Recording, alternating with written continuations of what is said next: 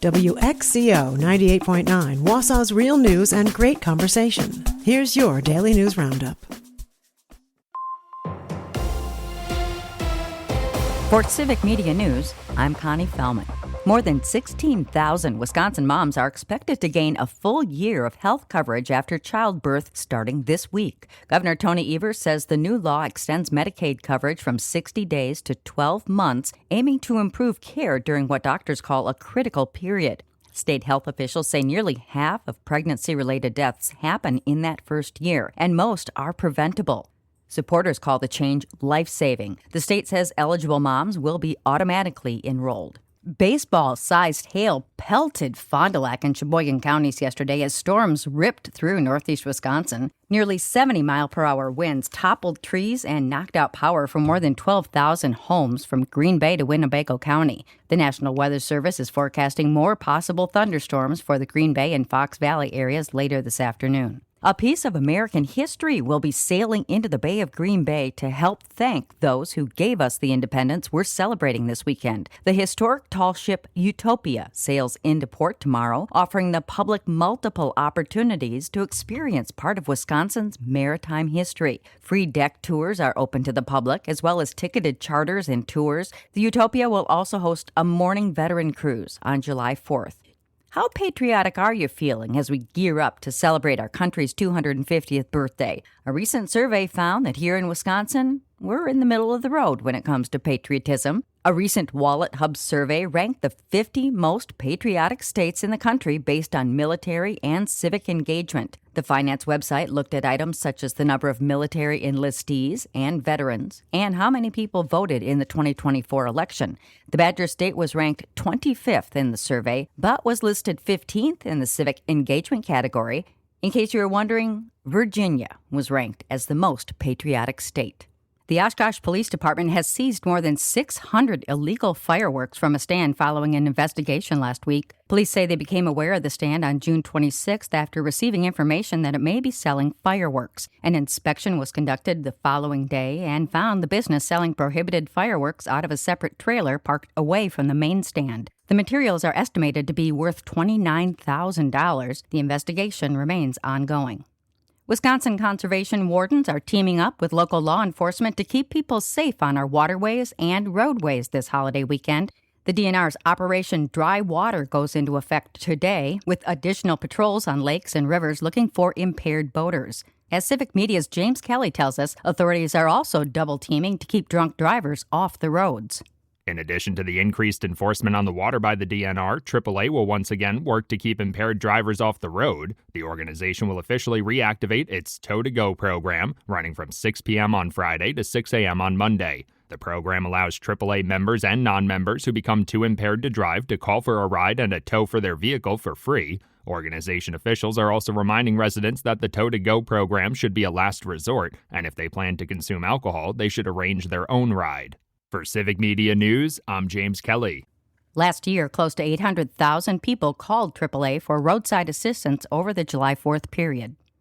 Wisconsin lawmakers are encouraging kids to avoid screens this summer. The Wisconsin Partnership for Kids hosted a kickball game between state legislators and youth players during a local summer camp in Waunakee this week. The two sides played each other at Heritage Elementary School. Democratic Representative Alex Jors told WMTV she hopes children take more opportunities to get out and socialize, noting what she described as a direct connection between screen time and isolation. Fireworks are a favorite part of the 4th of July holiday for many, but as Civic Media's Melissa Kay tells us, that fun can blow up quickly if fireworks aren't used safely. Fireworks can be a blast, but they can also ruin the fun if someone gets hurt and are no fun at all for those sensitive to loud, unexpected noises. Eric Mackey, MD, an Aspirus emergency medicine physician, said they see a lot of burn injuries from fireworks. One of the most common things that causes burns is sparklers.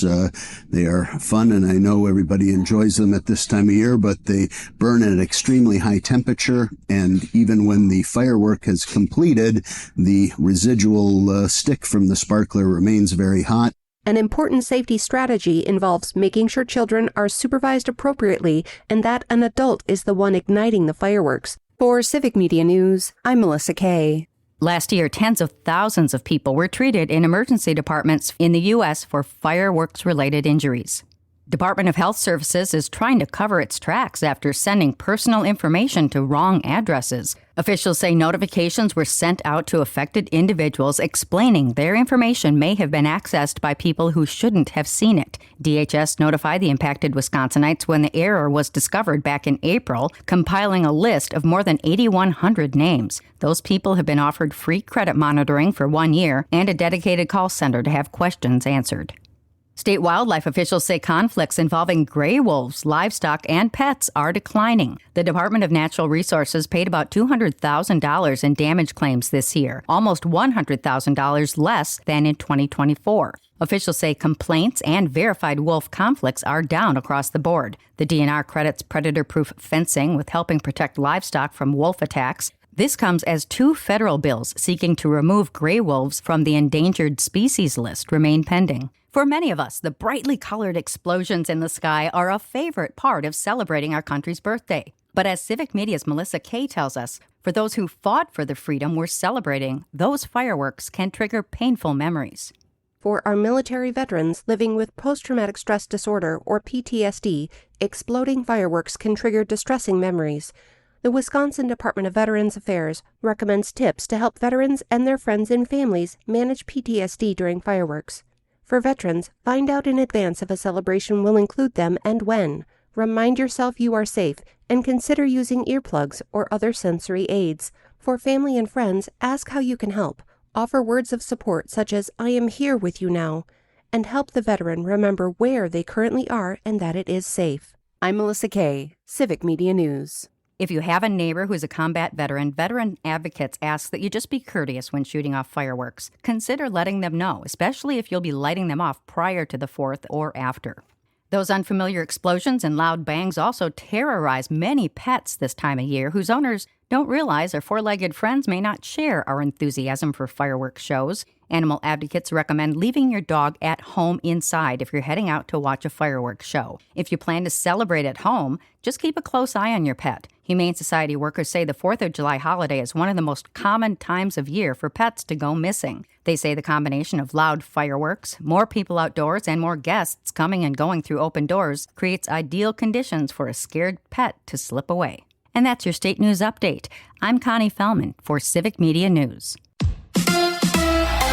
Baseball tonight. Hi, I'm Mike Clemens with sports. The Brewers on the road for this 4th of July weekend. They open up a 3-game weekend series tonight in Arizona against the Diamondbacks. It's part of an 11-game road trip, 5 games next week in St. Louis against the Cardinals, including a doubleheader on Tuesday. The next weekend, they're off to Pittsburgh to play the Pirates before the All-Star break. The Brewers losing yesterday to the Reds 7-2. Jacob Mizorowski taking the loss after giving up 5 runs in 5 innings. The Miz also informed because he's likely to pitch against the Pirates, he won't be able to start in the All-Star game. I get it. We're not looking for right now. We're looking for, September, October.